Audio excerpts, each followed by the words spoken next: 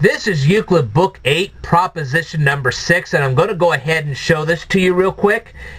Again, you can pause the video, draw this out for yourself, so on and so forth. Okay. Here you go.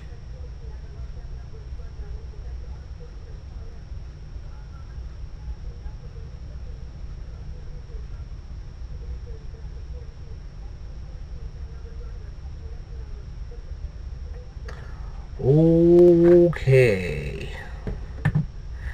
So what does this proof have to say? Alright.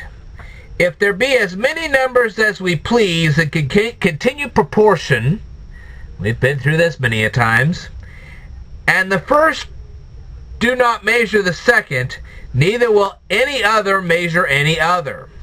Okay? Let there be as many numbers as we please. We have A, we have B, we have C, we have D, we have E. That's 5 numbers right there. In continued proportion. And let A not measure B. So, this A measurement here will not evenly measure this one here. If it tries to measure it, it will leave a remainder, okay? That's what they're trying to say. Okay.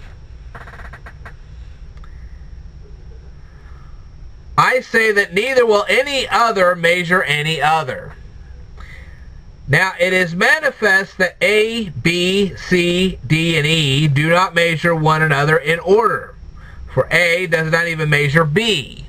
So, in other words, B doesn't measure C, C doesn't measure D, and D doesn't measure E. Okay? I say then that neither will any other measure any other. For if possible, let A measure C. So we're going to say hypothetically that A somehow measures C. Alright. And however many A, B, and C are, let as many numbers F, G, and H, the least of those which have the same ratio with A, B, and C, be taken. And this is by Euclid Book 7, proposition number 33.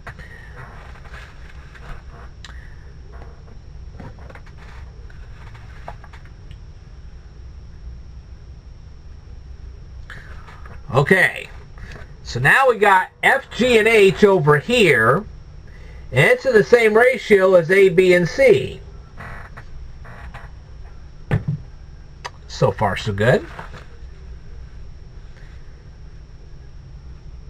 Now, since F, G, and H are in the same ratio with A, B, and C, and the multitude of numbers A, B, and C is equal to the multitude of numbers F, G, H, therefore, xi quali as A is to C, so is F to H. And this is by Euclid Book 7, proposition number 14.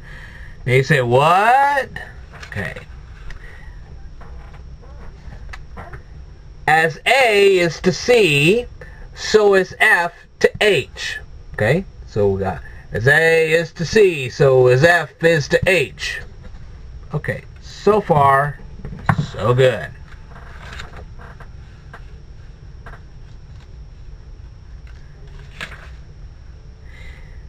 And since as A is to B, so is F to G, here we go. As A is to B, so is F is to G. Got that? Okay. While A does not measure B, therefore neither does F measure G. So, this line here cannot measure this line without leaving a remainder. That's how that one works. Okay. And this is by Euclid Book 7, definition number 20. Therefore, F is not a unit, for the unit measures any number. Now, F and H are prime to one another. And this is by Euclid Book 8, proposition number 3. Now remember, just because two numbers are prime to each other does not make them prime numbers in themselves. And as F is to H, so is A is to C. Therefore, neither does A measure C. Similarly, we can prove that neither will any other measure be any other. Okay? And that's all it says. Alright. I will tell you more in a future video. Stay tuned.